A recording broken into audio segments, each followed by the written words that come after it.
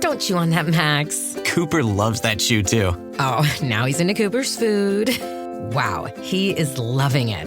What do you feed Cooper? Blue Buffalo Life Protection Formula. He never leaves a crumb. I love it because it's made with high-quality protein, nutrient-rich fruits and veggies, and wholesome whole grains. Looks like we're switching to Blue. Blue Buffalo foods are made with the superior ingredients your dog needs to thrive. Can your dog food say that? Visit feedbluefood.com to learn more. When evaluating potential hires for your small business, it's essential you look beyond resumes. Sure, a candidate may appear impressive on paper, but understanding the person is crucial. LinkedIn, the world's largest professional network, provides a complete view of your candidate's skills, experiences, and interests. With LinkedIn's up-to-date data, you can be confident that you really know who you're hiring. Post your free job at linkedin.com/achieve. That's linkedin.com/achieve. Terms and conditions apply. ¿Por qué Babilonia es mencionada desde el principio hasta el final de la Biblia? Desde los campos de Sinar en Génesis hasta los juicios del Apocalipsis. No estamos hablando solo de una ciudad antigua, sino de un símbolo eterno de rebelión, idolatría y destrucción. ¿Quién la fundó? ¿Qué ocurrió realmente en su torre que desafió al cielo? ¿Por qué los profetas la señalaron con tanta furia? Y aún más inquietante, ¿por qué Juan, en el Apocalipsis, la llama la madre de las rameras? Este no es solo un viaje histórico, es un recorrido espiritual, un retrato de cómo la humanidad se atrevió a desafiar a Dios una y otra vez, bajo el mismo nombre, Babilonia. Aquí no encontrarás ficción. Cada palabra está basada fielmente en las Escrituras, desde la primera mención en Génesis hasta su caída definitiva en Apocalipsis. La historia de una ciudad y de un espíritu que ha atravesado milenios. Una ciudad levantada por hombres, derribada por Dios. Babilonia fue real, fue poderosa, un imperio que se alzó contra el pueblo de Dios y que se convirtió en una advertencia eterna para todos los tiempos. ¿Quién era Nimrod, el cazador poderoso? ¿Por qué quiso construir una torre que tocara el cielo? ¿Cómo respondió Dios a ese desafío? ¿Y por qué siglos después, Babilonia sería la nación que destruyó Jerusalén y llevó a su pueblo al exilio? En esta película bíblica no escucharás interpretaciones humanas. Leeremos directamente lo que dice la palabra. Génesis, Reyes, Crónicas, Isaías, Jeremías, Daniel, Apocalipsis, un hilo profético y narrativo que conecta cada mención de Babilonia como un llamado divino a toda la humanidad. Verás cómo Dios profetizó su caída mucho antes de que ocurriera, cómo Isaías y Jeremías describieron con detalle su destrucción, y cómo finalmente, en Apocalipsis, Babilonia aparece como el símbolo de todo lo corrupto y maligno que Dios destruirá para siempre.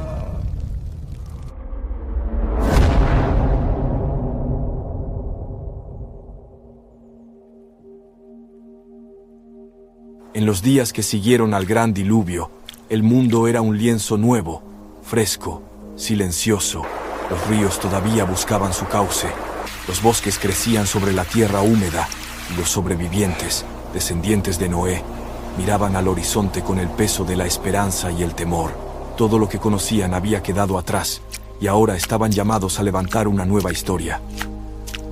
Sem, Cam y Jafet, junto con sus hijos, comenzaron a poblar los valles fértiles de Mesopotamia. Era una tierra rica, bañada por los ríos Tigris y Éufrates, donde la vida florecía con abundancia.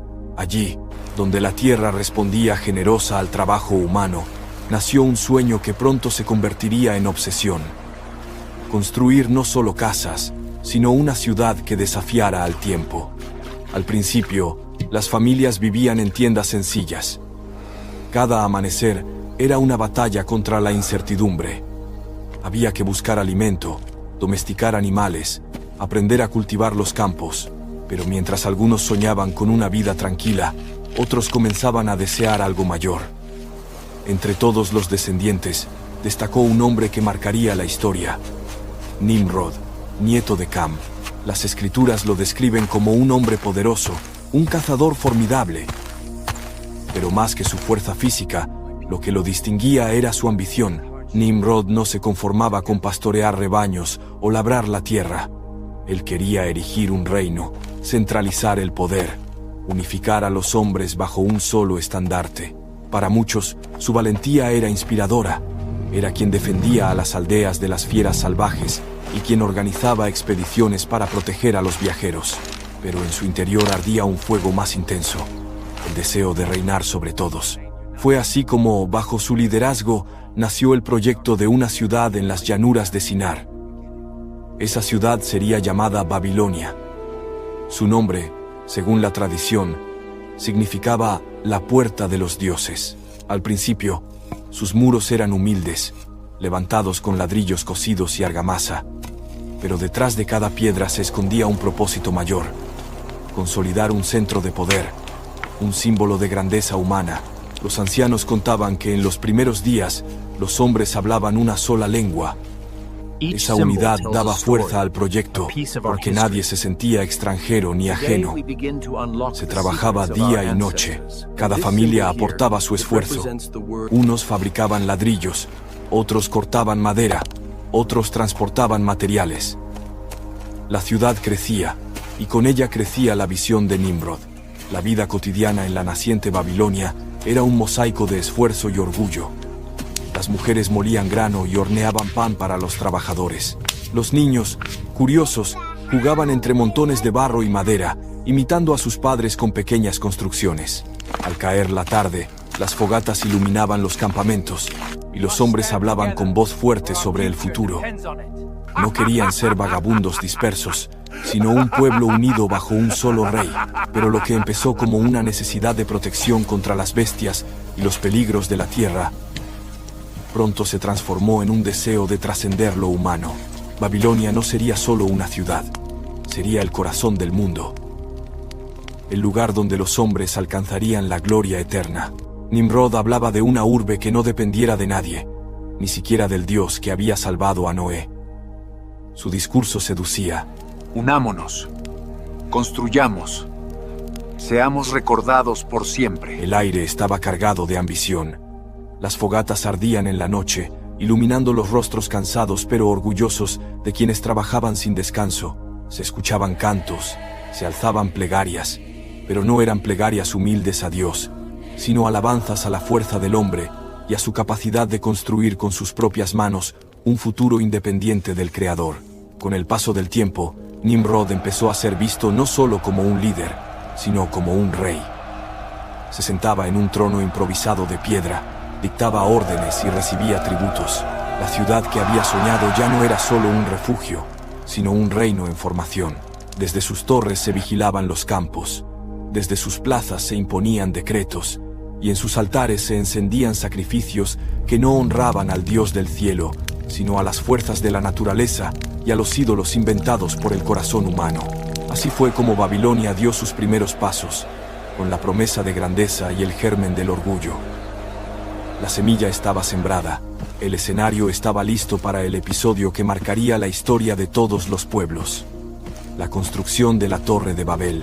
Babilonia crecía, y con ella crecía también la ambición de sus habitantes. Las casas sencillas se convirtieron en templos, los muros en fortalezas, y los sueños de Nimrod alcanzaron dimensiones inimaginables. Ya no se trataba solo de edificar una ciudad. Ahora se planeaba levantar un monumento que desafiara al cielo mismo. Nimrod reunió a los líderes de las familias y proclamó: construyamos una torre cuya cima toque los cielos. Hagámonos un nombre, para que no seamos esparcidos por la faz de la tierra. La propuesta encendió los corazones. Aquellos hombres, aún unidos por un solo idioma, se sintieron invencibles. Los artesanos diseñaron planos rudimentarios. Los albañiles fabricaron millones de ladrillos cocidos al sol, y las manos de miles trabajaban en perfecta coordinación. La llanura de Sinar resonaba con el golpeteo de martillos y el murmullo de voces que hablaban de un solo sueño: alcanzar el cielo. La torre se alzó en espiral, piedra sobre piedra, ladrillo sobre ladrillo. A medida que se levantaba, también lo hacía el orgullo humano. No había oraciones de agradecimiento al Creador, sino gritos de júbilo por la fuerza de los hombres. En los campamentos se repetía una frase: no necesitamos a Dios. Nosotros seremos nuestros propios dioses. El proyecto no era solo arquitectónico, sino espiritual. La torre era símbolo de autonomía, de desafío, de una humanidad decidida a depender de sí misma. No se construía como homenaje a la eternidad, sino como un grito de independencia. Aquella torre no era un puente al cielo, era un muro contra Dios. Los días se convirtieron en meses, los meses en años.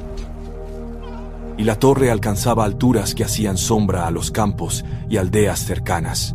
Los viajeros que pasaban quedaban asombrados. Aquí está el corazón del mundo, la obra que nos llevará a la inmortalidad. Pero en medio de esa euforia, un peligro silencioso crecía: la soberbia. La unidad de los hombres no estaba guiada por la obediencia a Dios, sino por el deseo de grandeza.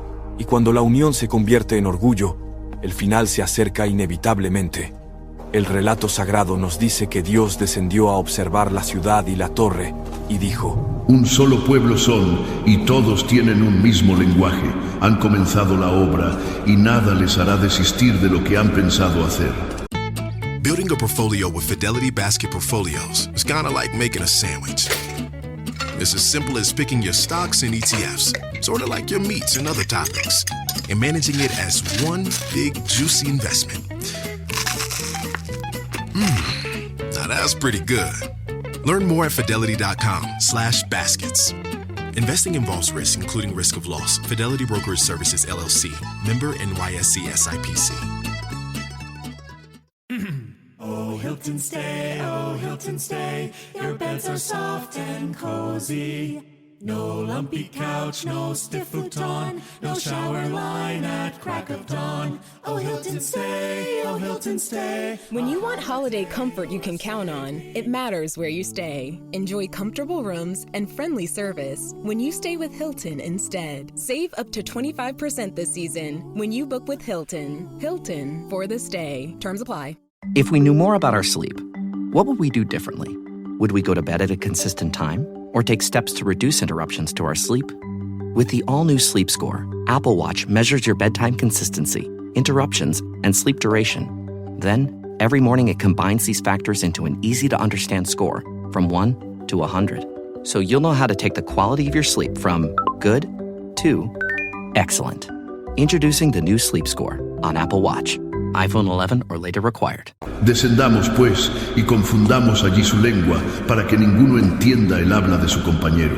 Una mañana, mientras los constructores colocaban ladrillos en los niveles superiores, ocurrió lo impensable. El capataz gritaba instrucciones, pero los obreros no entendían. Donde antes había claridad, ahora reinaba la confusión. Algunos hablaban palabras desconocidas, otros respondían con gestos inútiles. El murmullo de voces que antes era melodía se convirtió en un caos de idiomas extraños. El desconcierto fue inmediato. Unos se acusaban de traición, otros creían en conspiraciones. Las cuadrillas dejaron de trabajar, las discusiones se multiplicaron, y lo que antes era un sueño común se volvió una torre inacabada. La unidad que había dado fuerza al proyecto se rompió en 1000 pedazos. Ese día, la ciudad estalló en conflictos. Familias enteras, incapaces de comunicarse con sus vecinos, comenzaron a apartarse unas de otras. Algunos se marcharon hacia el norte, otros hacia el sur, otros navegaron por los ríos, buscando tierras lejanas. Los hombres que compartían una misma lengua se agruparon. La torre, a medio construir, quedó como un monumento al orgullo frustrado. Sus ladrillos se desgastaron con el tiempo, y lo que había nacido como la puerta de los dioses se convirtió en símbolo de confusión. Desde entonces, aquel lugar fue llamado Babel, porque allí el Señor confundió la lengua de toda la tierra. El sueño de Nimrod de unificar al mundo bajo su poder terminó en dispersión. Lo que pretendía ser una escalera hacia la gloria se convirtió en ruinas, y lo que debía ser un monumento eterno se desmoronó en polvo. La enseñanza quedó grabada. Ningún imperio levantado sobre el orgullo puede sostenerse. Babilonia había nacido con un sello de grandeza, pero también con una marca de juicio. El eco de esa torre seguiría resonando en la historia, recordándole a los hombres que la soberbia siempre conduce a la caída. El eco de la Torre de Babel quedó grabado en la memoria de las generaciones. Aunque muchos pueblos se dispersaron hacia montañas y llanuras lejanas, la ciudad de Babilonia permaneció en pie. Sus muros, aunque incompletos, se alzaban como testigos de un pasado de soberbia y como cimientos de un futuro aún más ambicioso. Con el paso de los siglos, Babilonia volvió a llenarse de vida. Nuevas generaciones, hablando nuevas lenguas, se asentaron en sus plazas y calles. El recuerdo del juicio divino se desvaneció poco a poco, y la ciudad empezó a convertirse en un centro de intercambio. Por sus caminos llegaban caravanas cargadas de especias, metales, tejidos y ganado. Desde el oriente venían gemas preciosas, desde el occidente, vinos y aceites, desde el norte, maderas, y desde el sur, el trigo fértil. Babilonia era el cruce de mundos, un puente entre culturas y tierras lejanas. Los mercados eran un espectáculo en sí mismos. Allí se mezclaban perfumes con el olor de carnes asadas, el tintinear de metales con los gritos de mercaderes. Artesanos tallaban piedra y madera, orfebres fundían oro y plata, y tejedores mostraban telas de colores vivos. Los niños correteaban entre las tiendas, mientras los escribas registraban cada transacción en tablillas de arcilla. Babilonia era un hervidero de vida, un lugar donde cada día parecía traer un nuevo descubrimiento. Pero no solo el comercio la engrandecía, también florecieron las ciencias. Los babilonios observaban los cielos con fascinación. De sus noches despejadas nacieron los primeros registros de las estrellas y los ciclos lunares. Creían que los astros eran mensajes de los dioses y que cada movimiento celeste anunciaba destino y fortuna. En tablillas de arcilla dejaron escritos que serían estudiados durante milenios. Cálculos matemáticos, predicciones astronómicas, leyes de medida y peso. Sus conocimientos eran tan avanzados que muchos pueblos los veían como sabios que tocaban los misterios del cielo. La religión ocupaba el centro de su vida.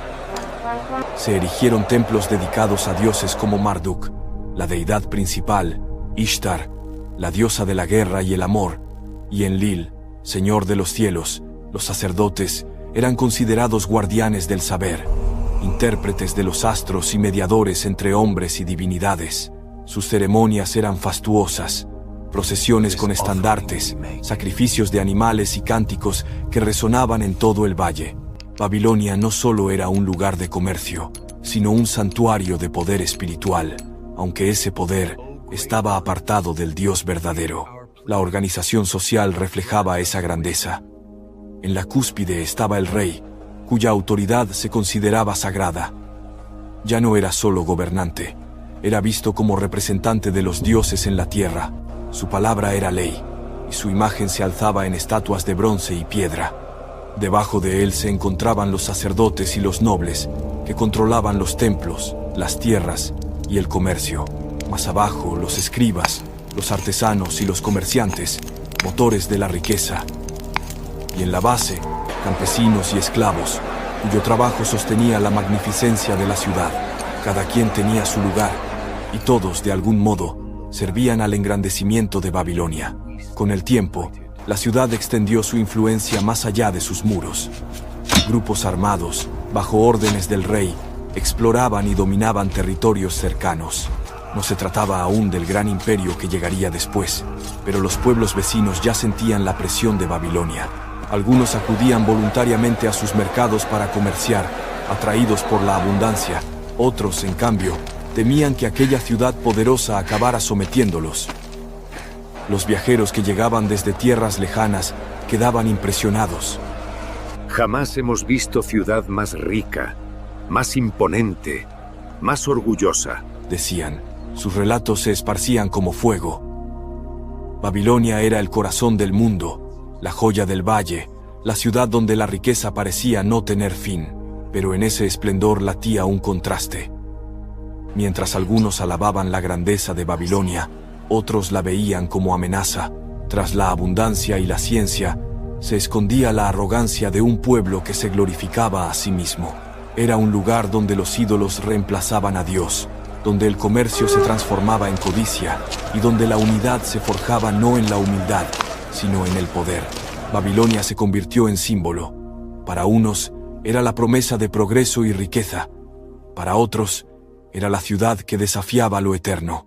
Y aunque su esplendor apenas comenzaba, ya llevaba dentro la semilla de su destino, la gloria que fascina y la soberbia que condena.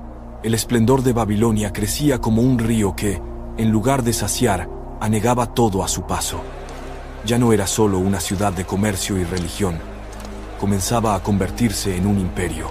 Reyes poderosos organizaron ejércitos disciplinados, forjados con hierro y fuego, que se extendían como sombras sobre los pueblos vecinos. Cada campaña militar era una muestra de fuerza, cada victoria una proclamación de que Babilonia no se conformaba con ser centro de intercambio, aspiraba a gobernar el mundo. Las murallas de la ciudad se alzaban orgullosas, y sus puertas, adornadas con relieves de toros y leones, parecían anunciar a todo visitante: aquí está la grandeza de la humanidad. En sus plazas, la grandeza de la humanidad. En sus plazas, las caravanas llegaban desde los confines de la tierra, pero junto a ellas desfilaban también cautivos de guerra. Babilonia no solo comerciaba con bienes, comerciaba con hombres, mujeres y naciones enteras. En ese escenario surge uno de los reyes más recordados de la historia, Nabucodonosor II. Estratega, constructor y conquistador, se convirtió en el brazo más fuerte de Babilonia. Su nombre pronto se escucharía en todos los rincones de Asia Menor y más allá. Bajo su mando, el imperio alcanzó una expansión que parecía incontenible. Antes de marchar contra Jerusalén, Nabucodonosor dirigió campañas contra Asiria, Egipto y Fenicia. Cada victoria aumentaba su prestigio y hacía crecer el temor entre sus enemigos. Las crónicas cuentan que sus ejércitos marchaban como tormenta, disciplinados, implacables y bien abastecidos. Donde aparecía su estandarte, la rendición era la única opción para muchos pueblos. Fue durante su reinado que las huestes babilónicas se dirigieron hacia Judá, el pequeño reino de los descendientes de David. Jerusalén, con sus muros y su templo, parecía invulnerable, pero el rugido de Babilonia era demasiado fuerte. Los ejércitos sitiaron la ciudad, cerraron sus puertas y cortaron sus provisiones. Día tras día, el hambre y el miedo quebraban a sus habitantes.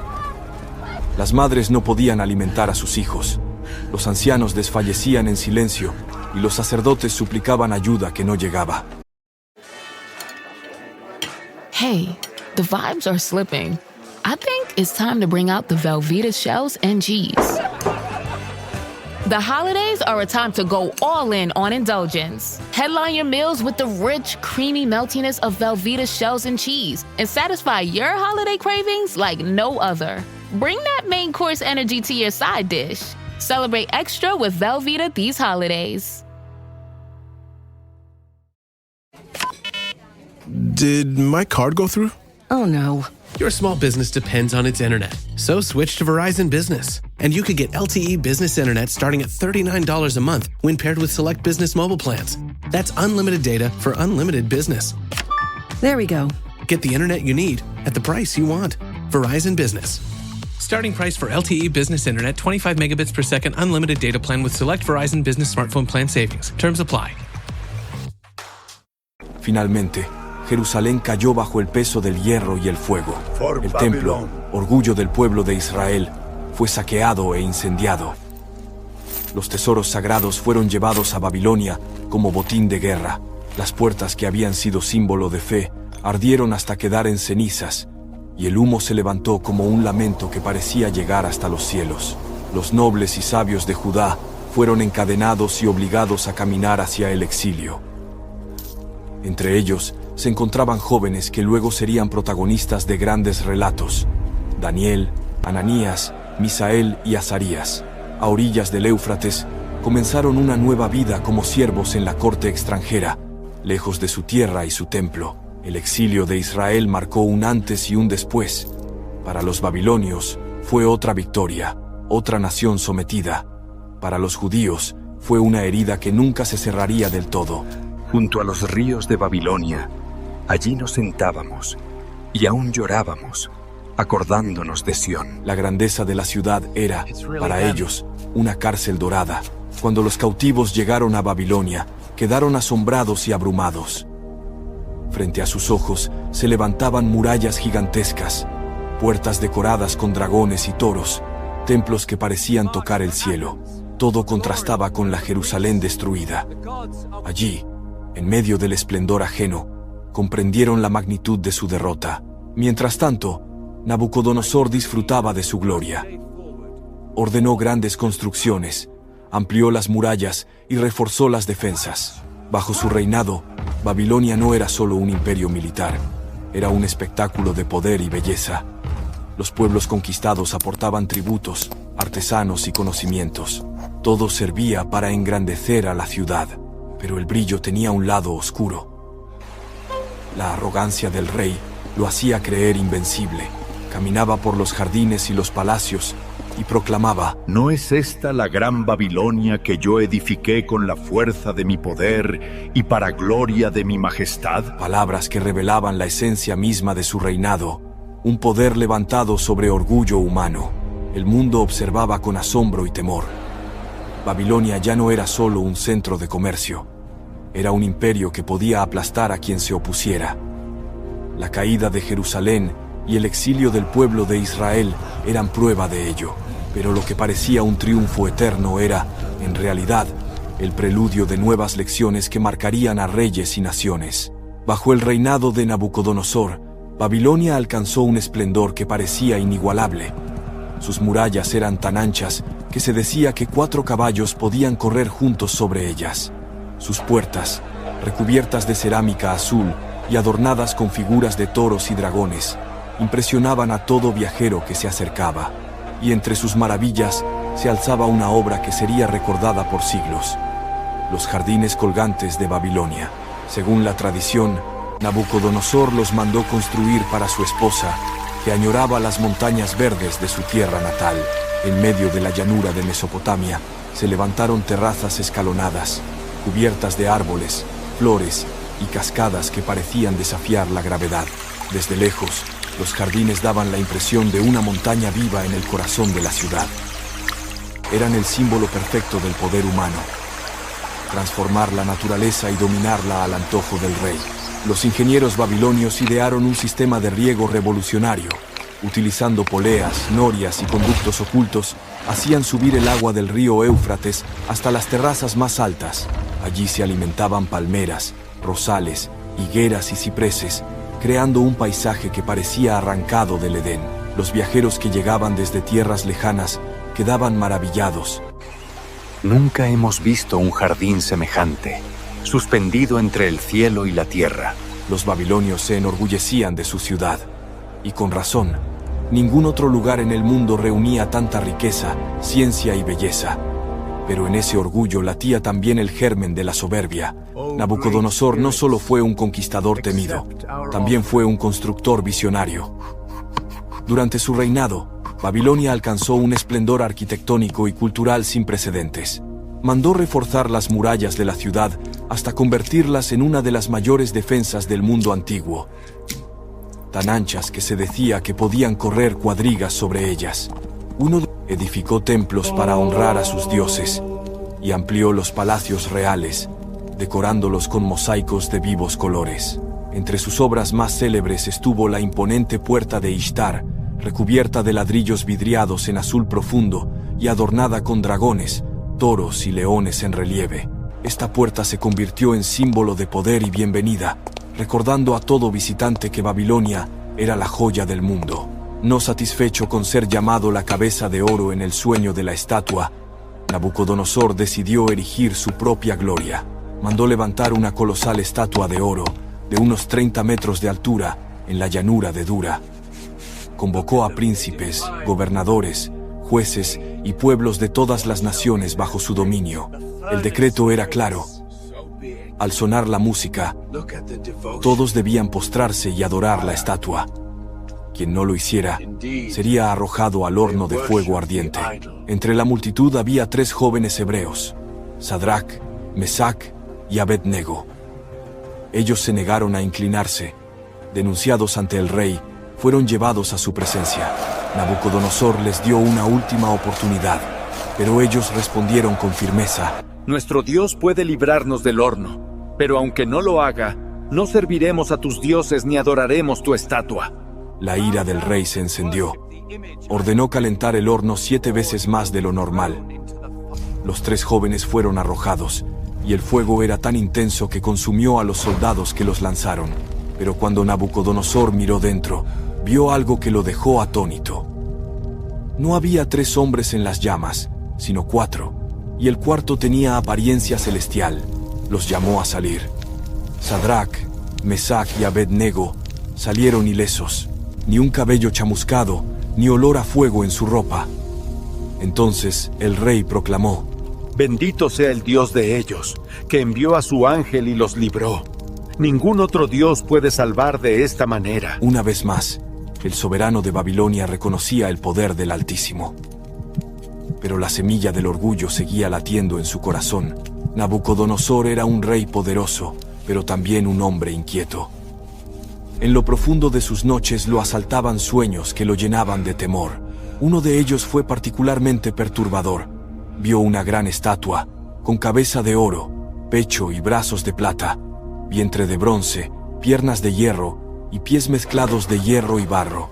De repente, una piedra desprendida sin mano humana golpeaba la estatua en los pies, y toda la imagen se desplomaba hecha polvo, mientras la piedra se convertía en una montaña que llenaba la tierra. Nabucodonosor despertó agitado. Llamó a sus sabios, magos, encantadores y astrólogos. Les exigió no solo la interpretación, sino que le revelaran el mismo sueño. Los sabios se desesperaron. Ningún hombre puede hacer esto. Solo los dioses podrían revelarlo. El rey, furioso, ordenó ejecutar a todos los consejeros incapaces de cumplir su mandato. La corte entera temblaba ante su ira. Fue entonces cuando apareció Daniel, uno de los jóvenes hebreos llevados al exilio. Con humildad, pidió tiempo y oró al Dios del cielo. Esa misma noche, el misterio le fue revelado en una visión. Al día siguiente, fue llevado ante el rey. Ningún sabio, astrólogo o mago puede revelar el secreto que el rey demanda. Pero hay un Dios en los cielos que revela los misterios. Tú eres aquella cabeza de oro. Después de ti se levantarán otros reinos. Uno de plata, otro de bronce, otro de hierro. Y finalmente, un reino dividido. Are you a forward thinker? Then you need an HR and finance platform that thinks like you do. Workday is the AI platform that helps propel your organization, your workforce, and your industry into the future. Workday, moving business forever forward. Okay, Chad, today you're gonna drive the all-electric Toyota BZ. But my electric vehicle phobia. I'm not ready, Dr. Ross. I believe in you. Oh my gosh. We're inside it. Try to take deep breaths, okay? The ventilated seats, they're touching me. You can do this, Chad. Drive the car. How do you feel, Chad? I feel cured. Woohoo! I'm doing it! I'm doing it! The all-electric BZ. One drive can change your mind. Toyota. Let's go places. With new, gentler scented Clorox disinfecting wipes, clean finally smells as good as it feels. On everything from lamps to ceiling fans. Even on your kid's toy shark. Oh, ouch. Clorox disinfecting wipes. Now available in... Ooh, crisp lemon. Find it on Amazon. Clorox. Clean feels good. Y explicó: pero al final, el Dios del cielo levantará un reino que jamás será destruido, y consumirá a todos los demás reinos. El rey quedó impresionado. En su interior ardía el orgullo de ser la cabeza de oro, pero también el temor de que su reino no duraría para siempre. Se postró ante Daniel, reconociendo la grandeza del Dios que había revelado aquel misterio, y lo exaltó sobre los sabios de Babilonia. Pero con el paso del tiempo, la arrogancia volvió a apoderarse de su corazón. Babilonia era tan majestuosa que parecía eterna. Sus jardines, templos y murallas eran testimonio de su poder. Sin embargo, el sueño había sembrado una semilla de duda. El imperio más glorioso podía desmoronarse de un momento a otro. Un tiempo después, Nabucodonosor tuvo otro sueño. Esta vez, vio un árbol gigantesco en medio de la tierra. Su copa alcanzaba los cielos, y sus ramas daban sombra a las naciones. Los animales se refugiaban bajo él, y las aves hacían sus nidos en sus ramas. Pero de pronto, un mensajero del cielo descendió y proclamó: Cortad el árbol, dejad solo el tronco y sus raíces, atadas con hierro y bronce, para que permanezcan en la hierba del campo. Su corazón sea cambiado del de hombre, y se le dé corazón de bestia, y pasen sobre él 7 tiempos. Ninguno de los sabios pudo interpretar el sueño. Una vez más, Daniel fue llamado ante el rey. Con rostro preocupado le explicó: Oh rey, el árbol eres tú. Has crecido y te has hecho fuerte. Tu grandeza ha ido hasta el cielo. Pero porque te has enaltecido, Dios ha decretado que serás apartado de los hombres, habitarás con las bestias del campo, y comerás hierba como los bueyes. 7 años pasarán hasta que reconozcas que el Altísimo gobierna sobre el reino de los hombres, y lo da a quien Él quiere. Daniel suplicó al rey que se arrepintiera y practicara la justicia para que su castigo fuera evitado. Pero Nabucodonosor no escuchó. 12 meses después, mientras caminaba por su palacio, contemplando la grandeza de su ciudad, exclamó con arrogancia: ¿No es esta la gran Babilonia que yo edifiqué con la fuerza de mi poder y para gloria de mi majestad? Aún no había terminado de hablar, cuando una voz del cielo resonó: Reino tuyo ha sido quitado de ti, y de entre los hombres serás echado, y con las bestias del campo será tu morada. En ese mismo instante, la mente del rey se quebró. Perdió la razón y huyó de los hombres. Vivió entre los campos como una bestia.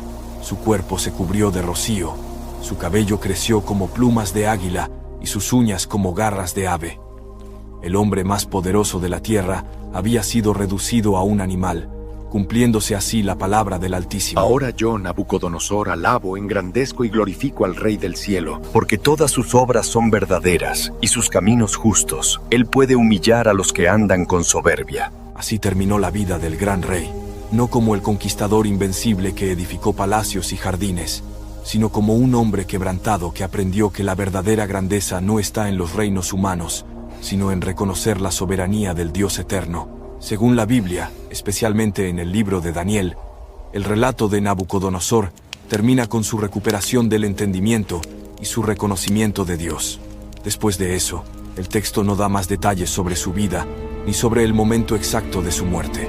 Los registros históricos y los cronistas babilonios confirman que Nabucodonosor II murió alrededor del año 562 a.C., después de más de 40 años de reinado. Tras la muerte de Nabucodonosor, Babilonia entró en un tiempo de inestabilidad.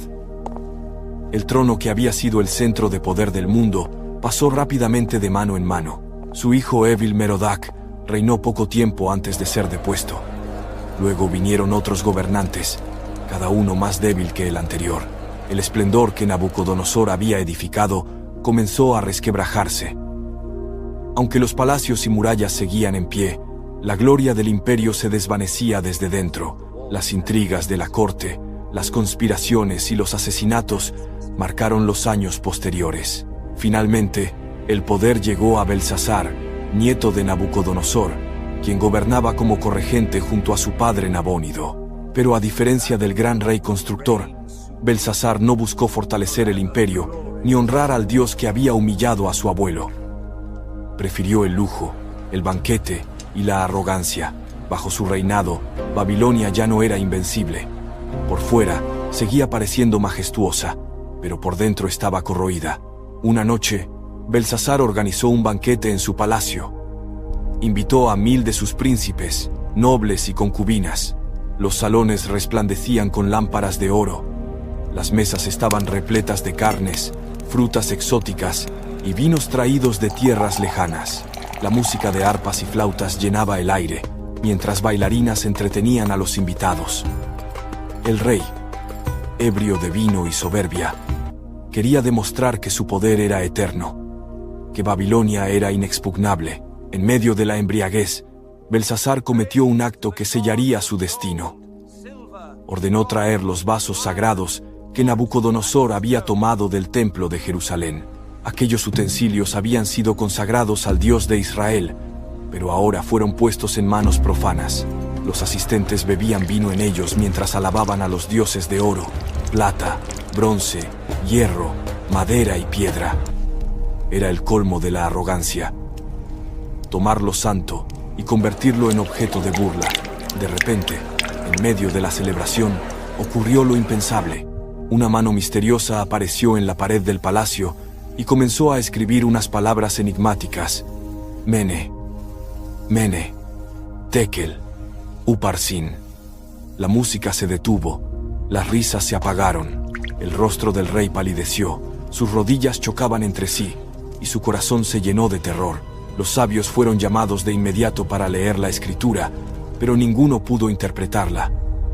Los príncipes se miraban confundidos, los músicos guardaban silencio, las copas quedaron olvidadas sobre las mesas, el temor crecía como una sombra en el salón. Fue entonces cuando la reina madre, recordando los días de Nabucodonosor, mencionó el nombre de Daniel, el hebreo exiliado que había revelado misterios en el pasado. Daniel fue traído ante el rey. Belsasar, desesperado, prometió vestirlo de púrpura, poner un collar de oro en su cuello y hacerlo el tercer gobernante del reino si lograba interpretar la escritura. Pero Daniel, con firmeza y sin temor, respondió que no buscaba recompensas humanas. Oh rey, el Altísimo dio a Nabucodonosor grandeza, gloria y majestad. Pero cuando su corazón se enalteció, fue humillado hasta reconocer que el Altísimo gobierna sobre el reino de los hombres. Tú, Belsasar, sabiendo esto, no has humillado tu corazón, sino que contra el Señor de los cielos te has ensoberbecido. Has profanado los vasos de su templo, y has dado gloria a dioses que no ven ni oyen, pero al Dios en cuyas manos está tu vida no le has honrado. El silencio se apoderó del salón. Mene, Dios ha contado los días de tu reino, y les ha puesto fin. Tekel, has sido pesado en balanza y hallado falto. Uparsin, tu reino ha sido dividido y entregado a medos y persas. Belsasar, en un gesto vano, cumplió su promesa y vistió a Daniel de púrpura, poniéndole un collar de oro y proclamándolo tercer gobernante del reino. Pero aquellos honores eran vacíos, porque el destino ya estaba sellado. Esa misma noche, mientras los babilonios celebraban dentro de sus muros, el ejército de los medos y persas, bajo el mando de Ciro el Grande, ejecutaba una estrategia audaz. Habían desviado el curso del río Éufrates, haciendo que sus aguas se apartaran del cauce que atravesaba la ciudad. Cuando el lecho quedó seco, los soldados entraron silenciosamente bajo las murallas, aprovechando que las puertas que daban al río estaban descuidadas y abiertas. La ciudad, que parecía inexpugnable, fue tomada sin gran resistencia. El rugido de los persas recorrió las calles, los centinelas cayeron sorprendidos, y en cuestión de horas la gran Babilonia, que se creía eterna, estaba en manos extranjeras. Esa misma noche, Belsasar fue asesinado, y el reino pasó a los medos y persas, cumpliendo la profecía que Daniel había pronunciado. La caída de Babilonia quedó grabada en la historia como advertencia. No importa cuán altas sean las murallas, ni cuán espléndidos los palacios. Cuando el orgullo desafía a lo eterno, la ruina llega de manera inevitable. Así terminó la ciudad que había desafiado a Dios desde sus cimientos, entregada en una sola noche de banquete, arrogancia y juicio. La caída de Babilonia ante los medos y persas no significó el fin de su influencia. Aunque sus murallas fueron derribadas y sus reyes humillados, el nombre de la ciudad siguió resonando en la historia como sinónimo de grandeza y de soberbia. Babilonia dejó de ser capital política, pero se convirtió en un símbolo eterno que trascendió los siglos. Los profetas de Israel no olvidaron lo que había sucedido. Siglos antes, Isaías había anunciado: Babilonia, la joya de los reinos, será como Sodoma y Gomorra, destruida por Dios. Nunca más será habitada, ni se morará en ella de generación en generación. También Jeremías proclamó su juicio, asegurando que sus ríos se secarían y que sus palacios quedarían desolados. La caída de la ciudad fue vista como cumplimiento de aquellas palabras, pero también como advertencia para todos los imperios que siguieran el mismo camino de orgullo. Para los judíos en el exilio, Babilonia representaba más que un enemigo político. Era la ciudad que los había arrancado de su tierra, el lugar donde lloraron junto a los ríos recordando a Sión. Hi, I'm here to pick up my son Milo. There's no Milo here. Who picked up my son from school? Streaming only on Peacock. I'm gonna need the name of everyone that could have a connection. You don't understand. It was just the 5 of us. So this was all planned. What are you gonna do? I will do whatever it takes to get my son back. I honestly didn't see this coming. These nice people killing each other. All Her Fault, a new series streaming now only on Peacock. Say hello to the all-new Alexa Plus and see how Alexa can do so much more for you. Need tickets to see your favorite artist? Craving your comfort restaurant? Just sit back, relax, and talk naturally. Alexa's on it.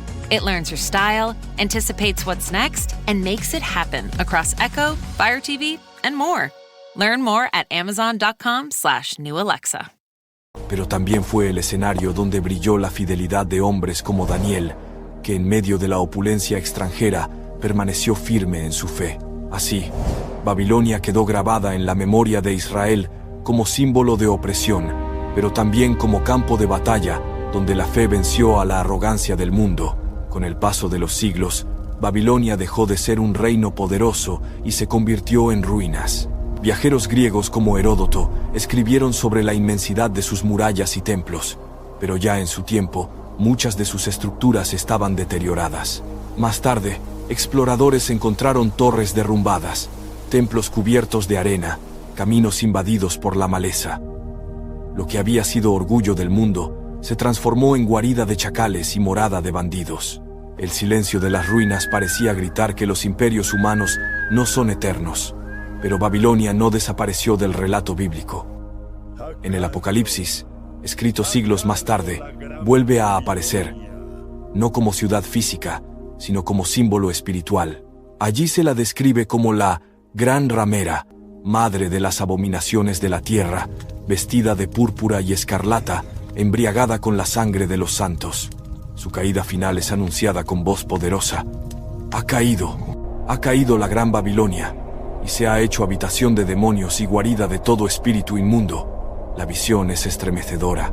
Los mercaderes del mundo lloran su destrucción, diciendo: ¡ay, ay de la gran ciudad, vestida de lino fino, púrpura y escarlata, adornada de oro, piedras preciosas y perlas! Porque en una sola hora ha sido consumida tanta riqueza. Así como los comerciantes de la antigüedad dependían de Babilonia, el Apocalipsis la presenta como el centro de una red corrupta que seduce a reyes y naciones con su esplendor, pero que finalmente es juzgada por su soberbia. Esta imagen trascendió la historia antigua. Babilonia dejó de ser un simple lugar geográfico y se convirtió en un arquetipo del mal. La exaltación de lo humano sobre lo divino, la idolatría disfrazada de riqueza, la corrupción que seduce a los pueblos. Cada vez que un imperio se levantaba en arrogancia, los profetas y los creyentes decían que tenía dentro de sí el espíritu de Babilonia. Roma, siglos más tarde, fue descrita con los mismos términos, y aún en tiempos modernos, el nombre de Babilonia sigue usándose para señalar la decadencia moral y espiritual de sociedades que se glorifican a sí mismas. Su legado entonces no está solo en sus ruinas ni en las maravillas que construyó, sino en la lección que dejó a las generaciones. Todo poder humano es frágil ante el juicio divino. Los jardines colgantes, las murallas y los templos quedaron reducidos al polvo, pero su historia sigue viva en las escrituras y en la memoria de los pueblos como advertencia y ejemplo. Así, Babilonia vive como recuerdo y símbolo.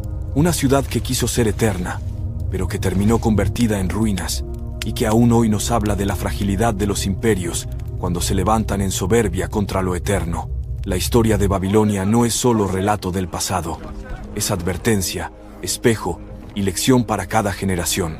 Nos recuerda que la grandeza sin humildad es camino a la ruina, y que todo poder humano es frágil ante el juicio de lo eterno. Si esta historia te ha impactado, suscríbete al canal, comparte este video y acompáñanos en los próximos relatos donde la historia y la fe se entrelazan para revelar lecciones que siguen vivas hoy. Que Dios te bendiga y te acompañe siempre. Amén.